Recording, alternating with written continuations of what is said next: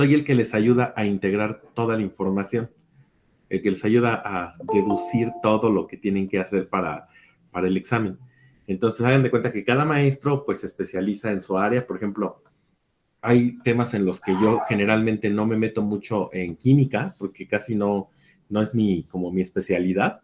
Pero bueno, pues finalmente tuvimos que haber pasado por ahí todos los que estamos estudiando alguna licenciatura o que tenemos algún grado de maestría, tuvimos forzosamente que haber pasado por ahí. Entonces, la idea es que ustedes se den cuenta de cómo los procesos son más fáciles de lo que ustedes creen. Por ejemplo, hace ratito hablábamos de mate. Habilidad matemática es en esta guía que ustedes estuvieron trabajando, fue muy, muy fácil. Déjenme, le escribo a Aarón. Todos los demás me escuchan, ¿verdad? Sí. Sí, profe. Ok, perfecto. Entonces, ya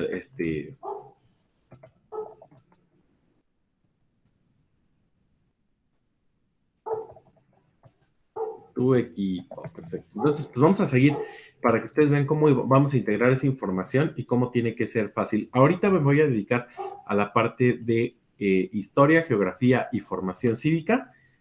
Si me da tiempo, voy a regresarme a la parte de matemáticas, ¿vale? Entonces, aquí en esta guía que ustedes están viendo en su pantalla, tienen dos modalidades, ¿vale? Fíjate bien, porque unas preguntas van a salir en el examen y otras preguntas van a salir en el entrenamiento, ¿sale? Si ustedes ya hicieron la modalidad de examen y vieron ustedes cuántos aciertos tuvieron, ahora hagan al final del mes la versión de entrenamiento, porque la versión de entrenamiento les va a dar unas preguntas diferentes a las del examen.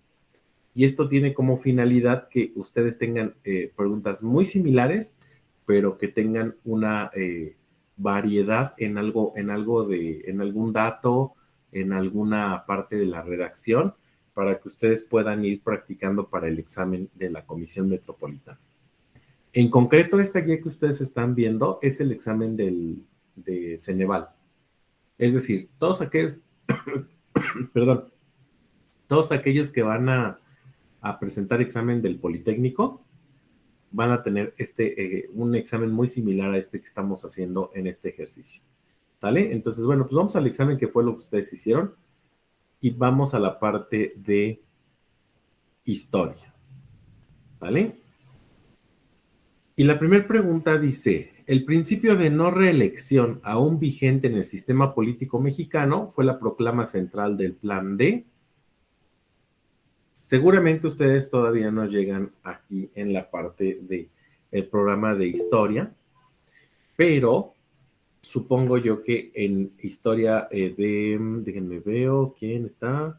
A ver, Ángel, supongo que en el programa de historia de primaria lo debieron de haber sabido. Adelante, Ángel.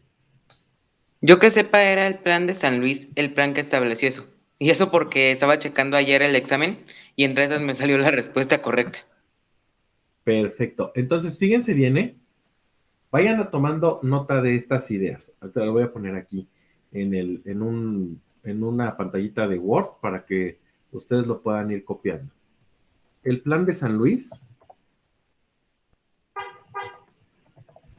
lo proclama. ¿Saben quién lo proclama?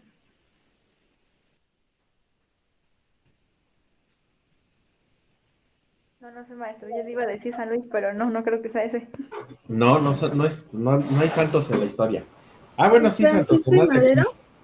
Francisco y Madero, ¿sale? Francisco y Madero. Déjenme, voy a poner mis audífonos a mi teléfono para poder estar en dos dispositivos y poderlos ver al mismo tiempo. Si no, es difícil ver quién va a participar. Lo proclaman Francisco y Madero.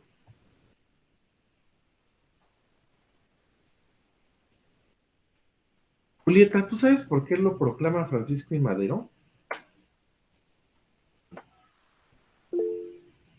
A ver, adelante. Fue para sacar a Porfirio Díaz del gobierno, ¿no? Ok, entonces, fíjate bien, vale, había un poquito más de 30 años de poder del gobierno porfirista. Porfirio Díaz siempre fue un señor, un dictador que le gustaba de alguna manera que el pueblo lo adulara. Esto es, que el pueblo dijera que era buen gobernante, que el pueblo estuviera contento con él, según sus principios. Eso era lo que él decía. Bueno, de hecho, hay muchas frases que pueden representar lo que es el gobierno de Porfirio Díaz. Por ejemplo, eh, a Porfirio Díaz en algún momento determinado se le sale de control el país y hay una huelga muy importante. Estas dos huelgas, anótenlas. Hoy voy a ponerlas aquí igual en la pantallita. Voy a poner letra grande para que vayamos, vamos aprendiendo a partir de las mismas preguntas que nos van haciendo. ¿Nos Entonces, copiamos lo que va a poner ahí? por favor, Porfirio Díaz fue presidente de México y dictador, ¿no? ¿Por qué se le llama dictador, Ángel?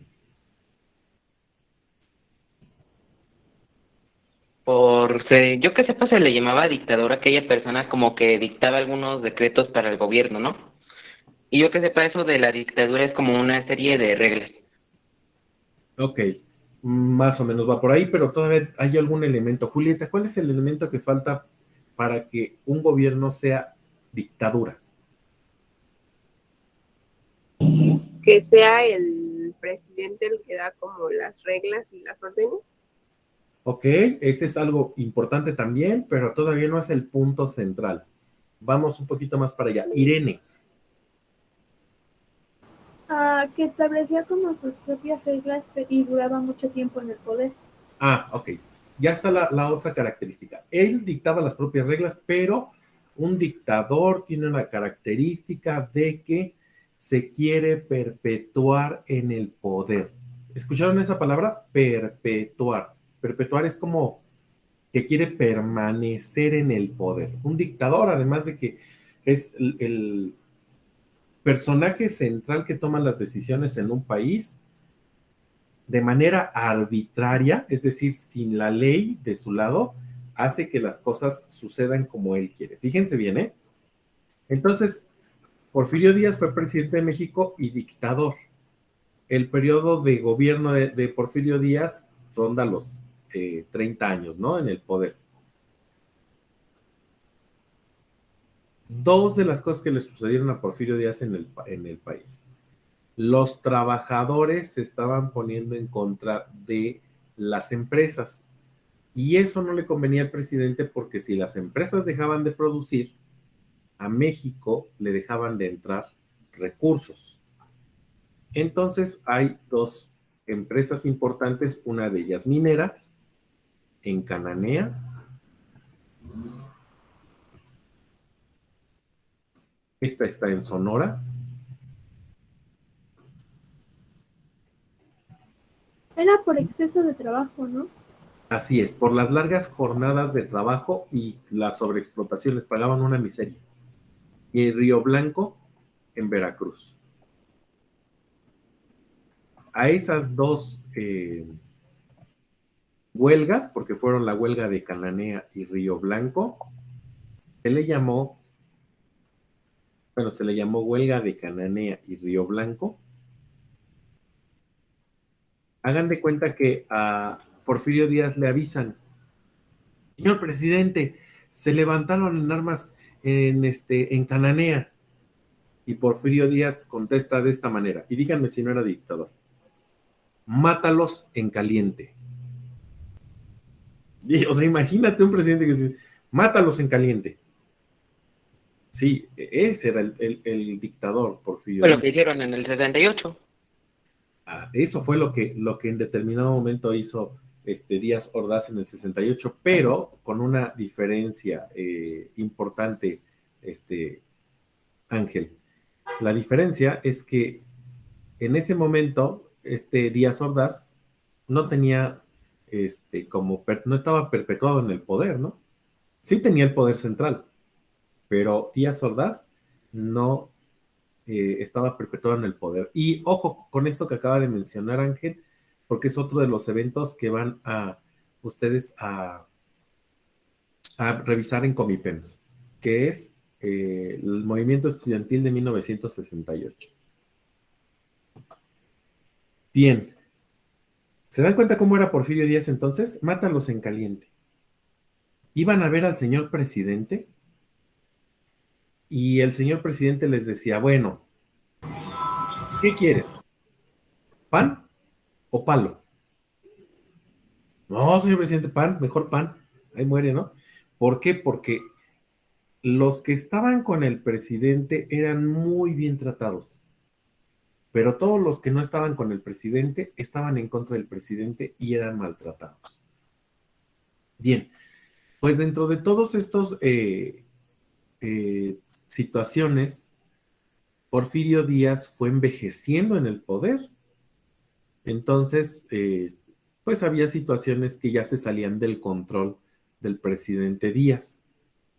Llega un momento en el que viene un periodista de Estados Unidos. El periodista de Estados Unidos se apellida Krillman. Así. ¿Ve cómo está ahí? Krillman es un periodista. Ese periodista le hace una entrevista a Porfirio Díaz y le dice, oiga, ¿cómo está la situación en México?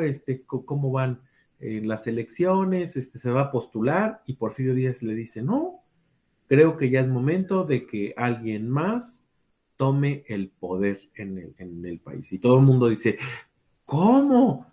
O sea, Porfirio Díaz va a dejar el poder y lo cumple. Y lo cumple. ¿Por qué? Porque pone a Manuel N. González, que era su compadre. Obviamente el que seguía gobernando era Porfirio Díaz, pero quedó Manuel N. González en vez de Porfirio Díaz. Y resulta que después de eso se vuelve a reelegir. Y entonces permanece en el poder, ¿no? Pues hay una serie de personas que no están de acuerdo con ello, entre ellos Francisco I. Madero, que era Qué tramposo. era un hijo de un hacendado, y entonces él dice, algo de lo que se proclama aquí en el Plan de San Luis es esta frase que va a ser muy famosa. Y son cosas que ustedes tienen que recordar. Sufragio efectivo, no reelección. Este Plan de San Luis, con esta frase de sufragio efectivo, no reelección, dice, ya no queremos que los presidentes se reelijan. Pero además, este Plan de San Luis, así como ustedes lo están leyendo, es el plan que va a dar inicio. ¿A qué da inicio este plan? A la revolución. A la Revolución Mexicana. Maestro, Dígame. ¿qué significa sufragio? Sufragio. Lo vamos a cambiar por esta palabra. ¿Quién me levantó la manita? Yo. Adelante. Ah, fue lo que le pregunté. Ok. Sufragio es voto. El voto efectivo, no reelección. Es decir, que realmente se cuenten los votos. ¿Por qué esto es ¿por qué él pedía sufragio efectivo, no reelección, Irene? Porque Porfirio Díaz organizaba las elecciones y haz de cuenta que de pronto en las casillas, mandaba a los mismos del gobierno y con pistola en mano quitaban las cajas y ponían las cajas con los votos que decían Porfirio Díaz. O votaba gente que ya estaba muerta, o bueno, cosas que ya no pasan en nuestro país, ¿verdad? Bueno, eso es lo que queremos creer, que ya no sucede que se robaran los votos, algo por el estilo. Pues desde ese entonces, Francisco I. Madero hablaba de un sufragio efectivo y no reelección. ¿Sale? ¿Aquí vamos bien? Ok, este primer plan tienen ustedes que entenderlo perfectamente. Antes de este plan de San Luis, antes del gobierno de Díaz, hay un gobierno, antes de esta época, hay un periodo muy importante que es la guerra de reforma. La guerra, mire, ya estoy usando lenguaje inclusivo. La guerra de reforma. Esa guerra de reforma la dirige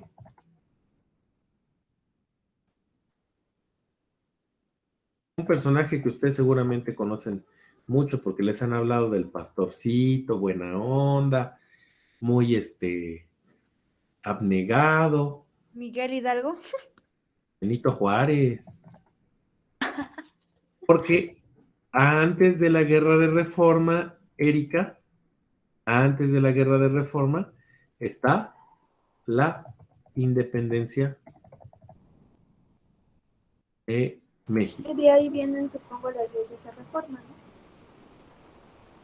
Primero, la independencia de México es un periodo que dura bastante tiempo, Irene, y que seguramente tú sabes que culmina con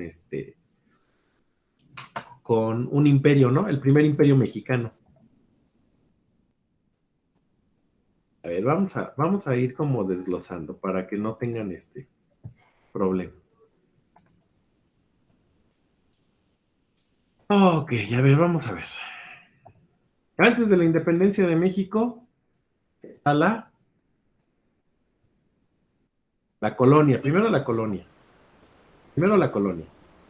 Y antes de la Luego colonia la conquista. está la conquista. Exactamente. Primero la colonia, luego la conquista.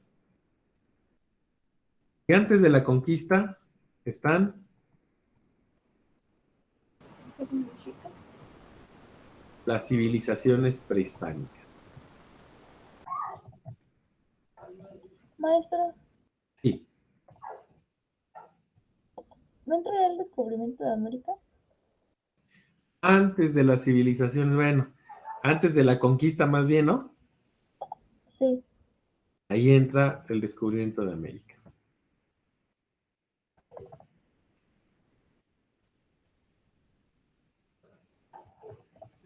Pero en cuanto a en cuanto a lo que les van a preguntar en el examen, les van a preguntar de esto,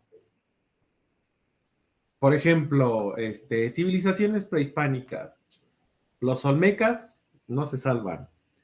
Los mayas no se salvan. Los mexicas no se salvan. Les preguntan cosas muy significativas. Por ejemplo, la numeración vigesimal de los mayas. Por ejemplo, el juego de pelota encendida de los tarascos. Estos son los que viven allá por Michoacán. Les preguntan, por ejemplo, de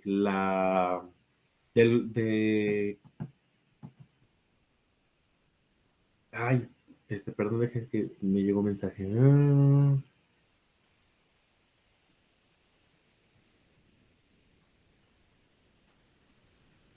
Les preguntan el lugar en donde se asentaron los olmecas, las características, por ejemplo, de los monumentos, las cabezas olmecas, la Venta y San Lorenzo, que son los lugares principales de las civilizaciones olmeca.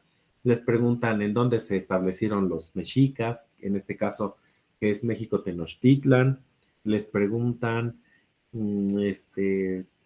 pues cosas muy, o sea, si el gobierno era teocrático, cuál era el tipo de, por ejemplo, de moneda que se utilizaba, que en este caso era el cacao o o el café, ya en unos casos muy extremos el maíz, y ahí, hasta ahí. Del descubrimiento de América no les preguntan prácticamente nada, ¿eh? Lo único que les preguntan ahí en Comipems es, pues, ¿quién descubrió América, no? ¿Quién descubrió América? Cristóbal Colón. Exacto. Muy bien. No me vayan a decir Hernán Colón porque me voy a infartar. ¿Quién descubrió América? Hernán Colón. ¿Y quién conquistó México? Este, Cristóbal Cortés. ¿no? Imagínate, ¿no? Los abusados en esa parte. Bien. De la conquista, les van a preguntar las tres expediciones españolas que hubo de Cuba a México. La tercera es la que venía al mando de Hernán Cortés, y es en donde llegan primero a las costas de Veracruz, primero a Yucatán, después a Tabasco y luego a las costas de Veracruz. ¿Sale?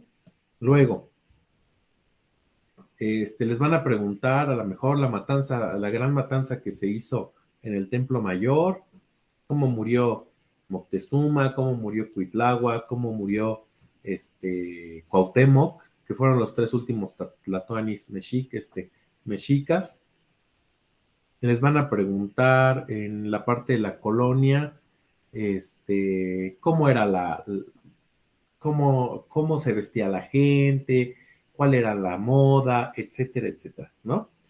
Y bueno, luego ya viene la independencia de México, que fue el cómo los criollos, principalmente los criollos, querían independencia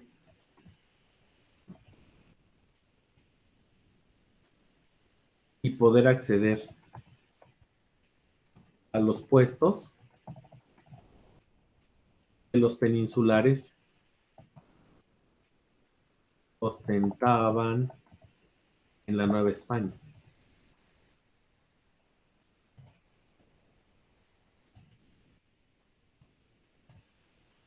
Ahorita que hablabas, Erika, Querían convencer a todos los demás clases sociales. Sí, y ahorita que Erika decía, de Miguel Hidalgo, ¿no? Miguel Hidalgo que lo consideramos que es el iniciador de la guerra de independencia. Quiero decepcionarlos un poco. Miguel Hidalgo inicia una guerra, pero no es para independizar a nuestro país. Lo único que Miguel Hidalgo quiere es obtener esos beneficios que tenían los peninsulares en Nueva España. Lo que quería era que pudieran los criollos gobernar una provincia, que pudieran tener la misma cantidad de riquezas, que pudieran tener la misma capacidad de decisión. De hecho, O sea, prácticamente lo hizo para su conveniencia, no para nuestro país. Así es, así es. De hecho, en el grito de independencia, Erika, grita él, nunca dice Viva México, porque ni siquiera en los planes estaba el nombre de México. Dice, Viva el rey Fernando VII. Fíjense cómo gritó Miguel Hidalgo y Costilla, Viva el rey Fernando VII. Cosa que ustedes a lo mejor en la parte histórica no lo tienen muy presente. Sí, con el estandarte de la Virgen de Guadalupe, Miguel Hidalgo, pero él pensando en ese momento, Napoleón Bonaparte francés había invadido España. España está bajo el dominio francés. El rey Fernando VII, que era el rey de España en ese momento, deja de tener poder y resulta que por eso la corona española deja de tener como mucho contacto con la Nueva España y hay muchas personas que dicen, no hay rey. Entonces empiezan las ideas de independencia en nuestro país, Irene, pero no es propiamente la idea de Miguel Hidalgo. Lo que quería Miguel Hidalgo es que Fernando VII retomara el poder. Bueno, pero voy a ir rápidamente con cosas importantes que quiero que entiendan y que sepan de aquí. Aquí, cuando se da la independencia, hay un plan, que es el plan de Iguala. Este plan propone la independencia de México.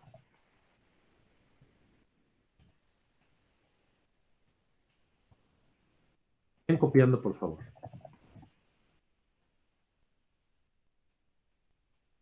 El plan de Iguala propone la independencia de México. Solo la propone. Ojo, porque los tratados de Córdoba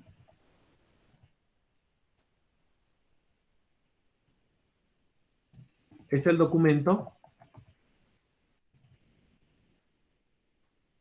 con el que se firma la independencia de nuestro país.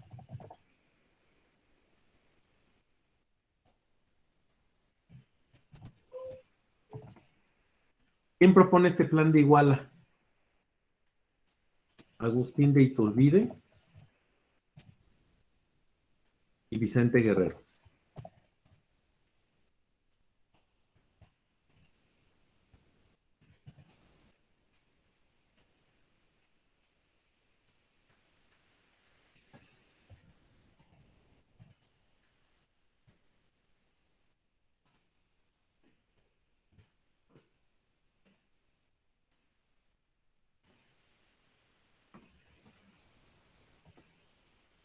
¿Ok?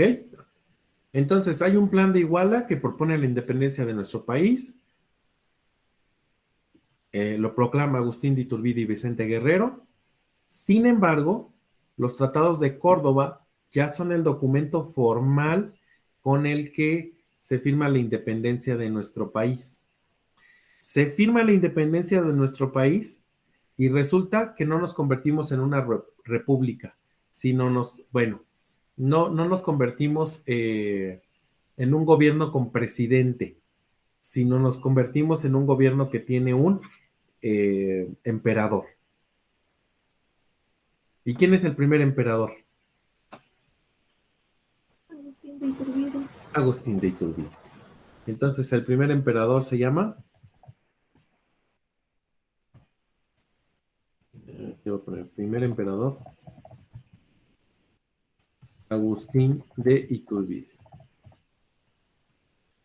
Si ustedes se dan cuenta, como no sabíamos cómo gobernarnos, por eso es que se empiezan a dar grandes problemáticas, hasta que llegamos a la forma de gobierno que tenemos y nuestro primer presidente se llama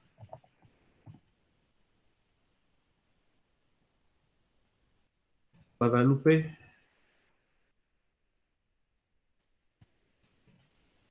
Victoria.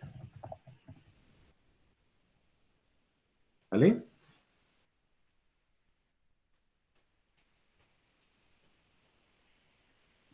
Solo estoy dejando como cositas ahí para que ustedes lo puedan ir entendiendo. Después de eso, el país quiere conservar territorios, se da una gran pérdida de territorio a manos del gobierno de Antonio López de Santa Anna, perdemos Texas, ¿no? Más de la mitad del territorio se va justo después de que nos independizamos, ¿sale?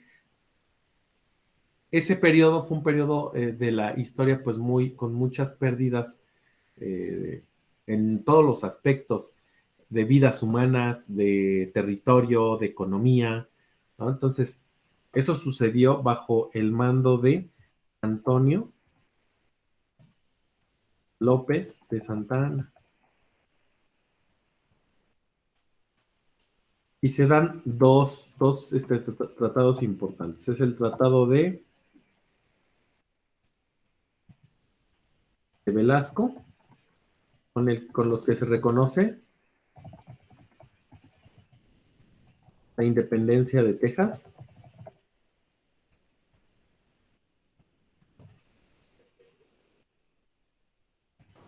Maestro, ¿cuándo toma el cargo Guadalupe Victoria? ¿Cuándo, qué, hija? ¿En qué año es presidente Guadalupe Victoria? Ah, ok, voy para allá. Ahorita te pongo la fecha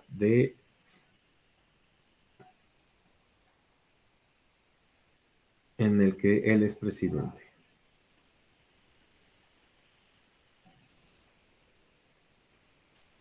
Espérenme tantitito.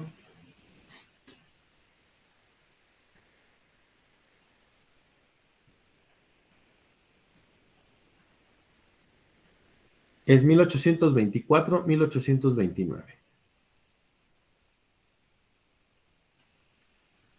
Aquí se los pongo. Gracias.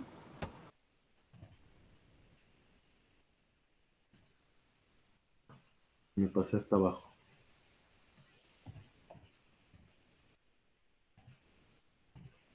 ¿Vale? Bien, entonces los tratados de Velázquez con lo que se reconoce la independencia de Texas y los tratados de Guadalupe Hidalgo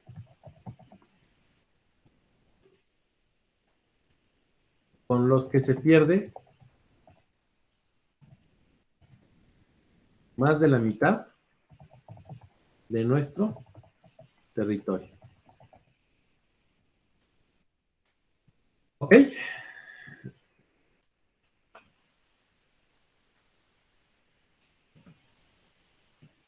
Ya llevamos un montón de tratados, ¿eh? Tratados de Velasco, los tratados del Plan de Iguala, los tratados de Córdoba. Y en la Revolución hay un montón de planes, ¿eh? También el plan de Agua Prieta, el plan de Guadalupe, o sea, todos esos planes los tenemos que aprender, tenemos que saber de qué hablan, ¿eh? Para que no tengan ahí como problema. Después de esa inestabilidad que hay con Antonio López de Santa Anna, con la pérdida de territorios y todo ese rollo, llega el presidente Benito Juárez.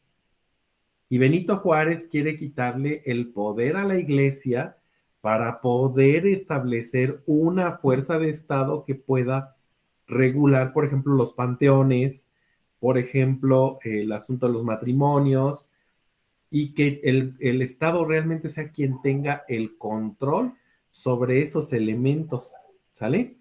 Entonces la guerra de reforma la dirige Benito Juárez, y aquí justamente en su gobierno es que se da la intervención francesa.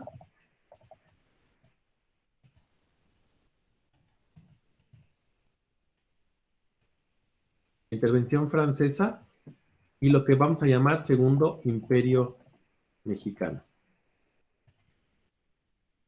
Aquí, ¿quién fue quien nos dirigió en el Segundo Imperio Mexicano?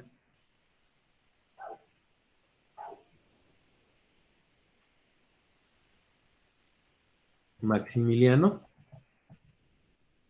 de Habsburgo. Habsburgo.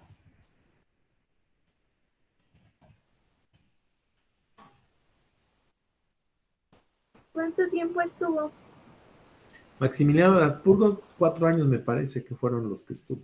Ahorita te,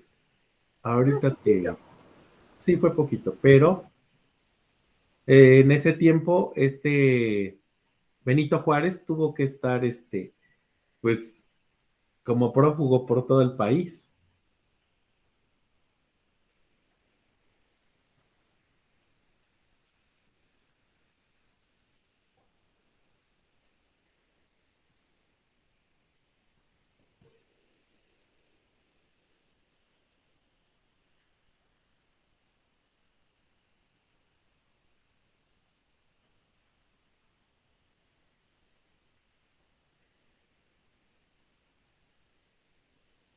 ¿1863, 1867? Sí, 4 años, ¿no?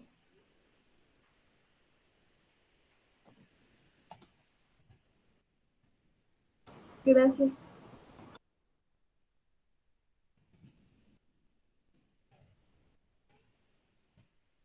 Ok. Ya voy avanzando porque estamos teniendo como muchos datos, ¿verdad?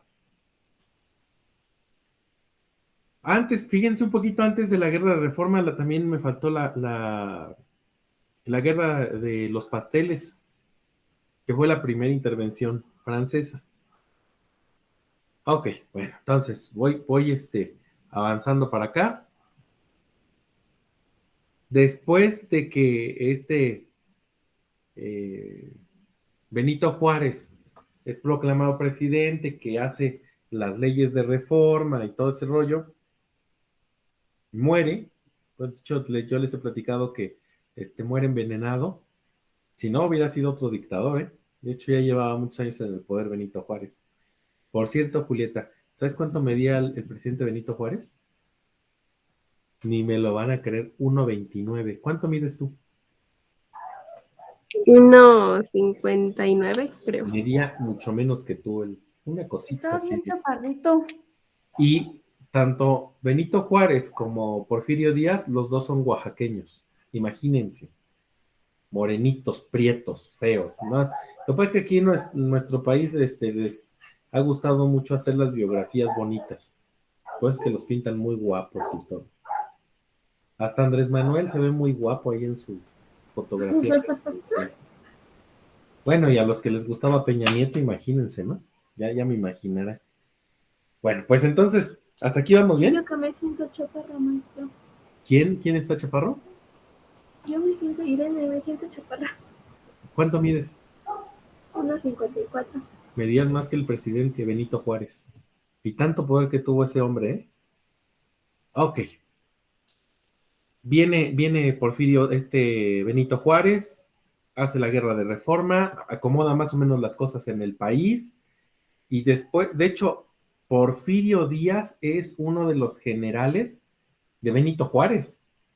Y Porfirio Díaz le quiere quitar la presidencia a Benito Juárez en algún momento, ¿eh? De hecho, hace un plan que le llama el plan eh, el plan de la Noria, y en el plan de la Noria le quiere tirar el gobierno de Benito Juárez, no le sale, pero después hay otro plan que hace en contra de Miguel Lerdo de Tejada, y es en donde llega al poder Porfirio Díaz. O sea, Porfirio Díaz no llega por elección, ¿eh?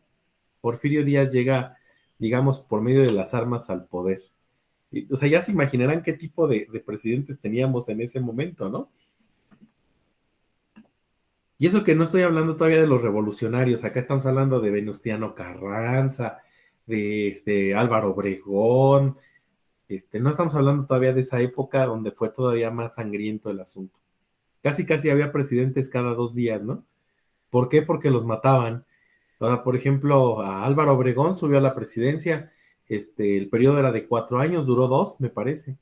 Lo mataron por allá por insurgentes en un restaurante que le llamaban de la Bombilla o cerca del Parque de la Bombilla. Ahí lo mataron. Pero bueno, aquí ya tenemos como diferentes planes y diferentes ideas de lo que ha sucedido con cada uno de estos gobiernos, hasta llegar al plan de San Luis con Francisco I. Madero. Ok. Por eso, el principio de no reelección, que aún está vigente en el sistema político mexicano, fue proclama central del plan de San Luis y fue con el que inició la Revolución Mexicana. ¿Sale? Voy a apurarme para que podamos ver esto. Este organismo creado en la reforma política de 1990 se llama Instituto Federal Electoral. Hagan la notita, por favor, por ahí. El IFE, que hoy es INE, antes de 1990 no existía. Quienes organizaban las elecciones era en la Secretaría de Gobernación. O sea, el mismo gobierno era quienes organizaban las elecciones, por eso es que siempre ganaban. Y antes de que fuera la Secretaría de Gobernación, acabamos de verlo Ahora, con el Porfirio gobierno Díaz, de era no. el propio gobierno el que elegía o el que organizaba todo eso, por eso es que había tanta trampa, ¿sale? Ajá, pero está con el gobierno Gortari. Ajá. Con Salinas de Gortari, ¿qué pasó, hija? A ver, platícame, porque eso también les van a preguntar. Bueno, o sea, se supone que él hizo muchas cosas malas en el país. Dos cosas principales de recordar de Salinas de Gortari. Número 1, llega al poder en 1988 mediante un fraude electoral. Y es justamente por esto que se crea el Instituto Federal Electoral. Ya había computadoras y empezaban así, computadoras viejitas, ¿no? Y empezaban a contar los votos y resulta que se cayó el sistema. ¿Cuál se cayó De el sistema? hecho, en 1994, cuando fueron las elecciones, dicen que es la mayor afluencia que han tenido en cantidad, bueno, o sea, en votos, pues, que mucha gente votó. Sí, Irene. ¿Por qué? Porque justamente fue en donde se estrenó el Instituto Federal Electoral. Ajá. en esas elecciones de 94. Bien. La otra cosa importante que hay que recordar de Carlos Salinas de Gortari es que le quitó 3 ceros al peso. Y ustedes van a decir, ¿y eso qué? Es una de las peores crisis que ha tenido el país en mucho tiempo. Vale, ¿cuánto cuesta $1? 20 pesos, bueno, 19 20. A veces baja hasta 18. 19, 20, 18 pesos, sí y no. Porque este personaje que les platico, Carlos Salinas de Gortari, le quitó los 3 ceros al peso. Es decir, $1 nos sale casi en 20,000 pesos. Nada más que para minorar el impacto así en la cuestión mental, a nosotros nos dicen ahora que 20 pesos, pero en realidad nosotros pagamos 20,000 pesos por $1. Fíjate nada más, qué cosas. Y eso se lo debemos a Carlos Salinas de Gortari. Otra cosa que recordar de Carlos Salinas de Gortari. Con él se firmó el primer tratado de libre comercio con Estados Unidos y con América del Norte. Otra cosa importante que recordar de Carlos Salinas de Gortari. Se levantó en el gobierno en el 94, se levantó el Ejército Zapatista de Liberación Nacional. En Chiapas, ¿pueden creer? Se le levantó un ejército al presidente en Chiapas. También el asesinato del candidato del PRI. Ese también es para recordarse del gobierno de Carlos Salinas de Gortari. En 94, cuando son las elecciones, define a su candidato como para la elección Colosio, y resulta que lo matan. Bueno, mucha gente dice que como iba en contra de las ideas del señor presidente, él mismo lo mandó matar.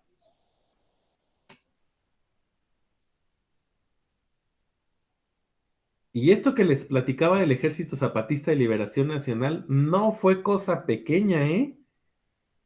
O sea, resulta que el ejército mexicano sí tuvo que pelear en Chiapas porque sí se levantaron en armas, sí les hicieron la guerra, ¿eh? Hubo muchas mesas de negociación para terminar con ese conflicto en Chiapas. Muchas cosas que recordar de este señor, que les voy a decir una cosa. Inició con un buen crecimiento económico el gobierno, como al tercer año. ¿Saben cuánto costaba $1 contra un peso? 3 pesos. Pero le duró muy poco eso a Carlos Salinas de Gortari. El genio del engaño le llamarían muchos hoy a Carlos Salinas de Gortari. ¿Por qué, maestro? Porque engañó a todos haciéndoles pensar que quitándole 3 ceros al peso, la economía iba a mejorar, ¿no?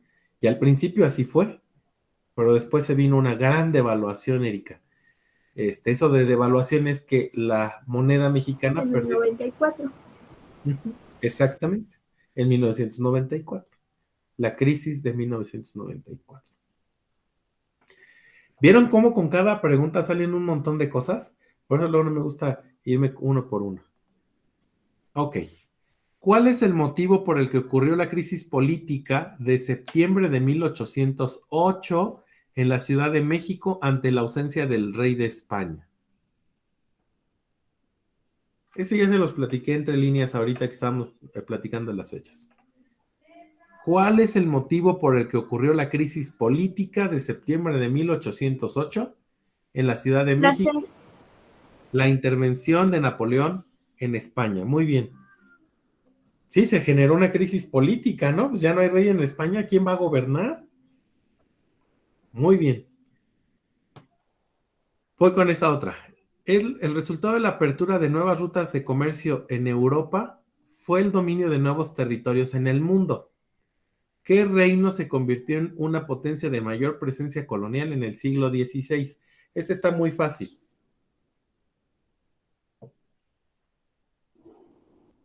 España, ¿Por qué? porque nos conquistó.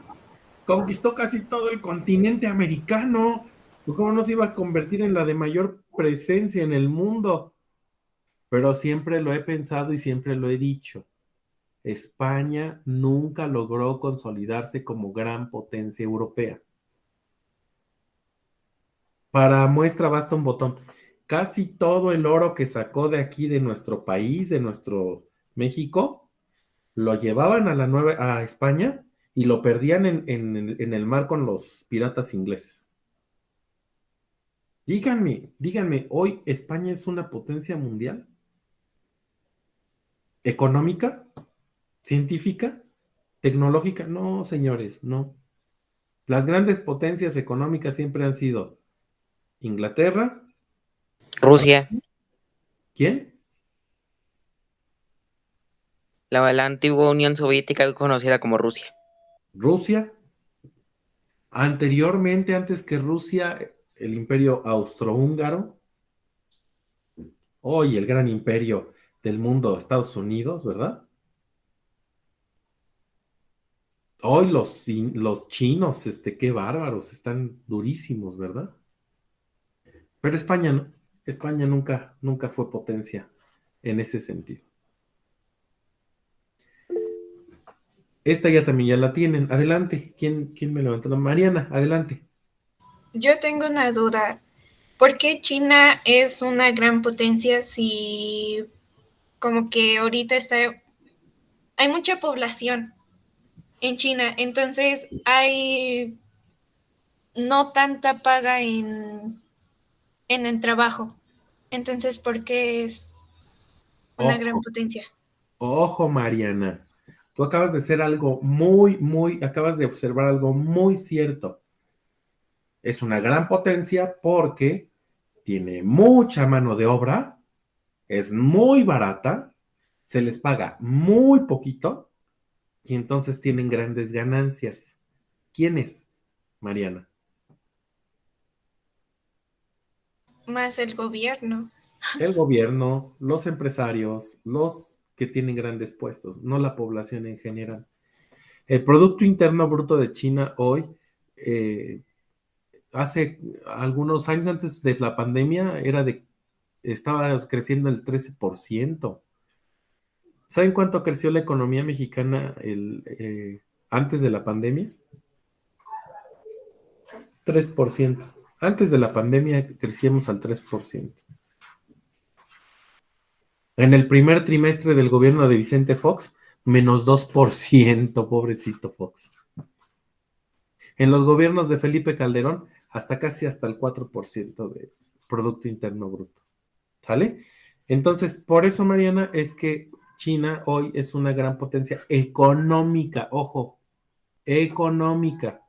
No es lo mismo ser un imperio como Estados Unidos, que tiene que ver con, que es una potencia económica, que es una potencia militar, que es una potencia científica en el mundo. Te voy a poner un ejemplo. Alemania. Alemania es una potencia científica a nivel mundial. Y nada más porque lo castigaron con la Segunda Guerra Mundial, sino también sería potencia militar hoy en el mundo. ¿Sale? Entonces, bueno, voy con la que sigue. Dice, en 1789, ya con este año ya tienen que tener la respuesta. 1789, ¿de qué estoy hablando? La Revolución Francesa. Revolución Francesa. Muchachos, ya no lo piensen, es así como en automático. Dice, identifica el sistema de organización social y económica que se basa en la propiedad y administración colectiva. Todo es nuestro, todo es de todos. Socialista. Socialismo, esto es socialismo. Aquí se seleccionan las medidas impuestas a Alemania como consecuencia de los tratados de Versalles de 1919. Esta es la Primera Guerra Mundial. Y lo que pasó es que tuvo que pagar las indemnizaciones de guerra, que les platicaba yo que apenas acabaron en 2017 de pagar. O sea, el 2 va sí o sí, puede ser A, B o D. Pero también el número 5, a ver, dice pérdida de los territorios de Alsacia y Lorena, sí. 4 es integración a la Sociedad de Naciones, no. O sea, es la B. 2, 3 y 4. Pago de indemnizaciones de guerra, sí. No, es el inciso B. ¿Vieron cómo rápidamente por descarte podemos dar la respuesta correcta. Ok, dice aquí, fíjense bien, ¿eh? Selecciona 3 elementos que caracterizan al artículo 130 de la Constitución Mexicana de 1917. Muchachos, ustedes van a decir, oiga maestro, ¿y yo cómo le puedo hacer para saber esto si yo no me sé las leyes como muy precisas mexicanas? Pero en 1917 estamos hablando de que viene la Revolución Mexicana y les estoy platicando que querían que justamente el Estado no interviniera en los asuntos de gobierno. Entonces, todo lo que tiene que ver con el artículo 130 va a tener que ver con eso, con que la iglesia no tenga que ver con el Estado. Entonces, aquí, si ustedes se dan cuenta, el 1,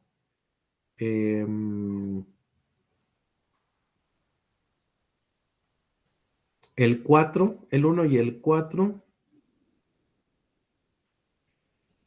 el 1, el 2 y el 4 serían los que tendrían que ir como respuesta correcta. ¿Sale? Bien, muchachos, a ver, voy a dejar de compartir y revisamos la siguiente clase, el resto de las preguntas. Se nos fue mucho el tiempo con los planes. A ver, pero antes de retirarme quisiera preguntarles, a ver, ¿qué onda? ¿Qué les pareció esta sesión? Llena de puros datos interesantes. Ok. A la escuela, ¿no? En el salón. Erika, ya quieres que regrese a darles clase de historia, ¿verdad? Sí, maestro. Adelante, Irene. Estuvo más activo y que hizo mucho frío. Sí. Vale, a ver qué me dices de la clase de hoy.